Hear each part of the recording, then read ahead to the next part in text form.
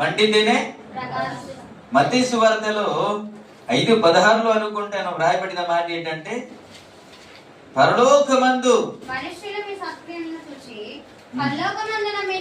మనుషులు మీ సత్క్రియలను చూచి పరలోకమందున్న మీ తండ్రిని మహిమపరచునట్లు వారి ఎదుట మీ వెలుగును ప్రకాశింపనీయుడి. వెలుగును ప్రకాశింపనీయుడి.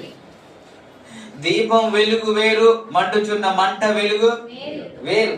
అది ప్రకాశించుచున్నది, ఇది కూడా. కానీ ఈ మంట కంటే ఆ మంట తక్కువే.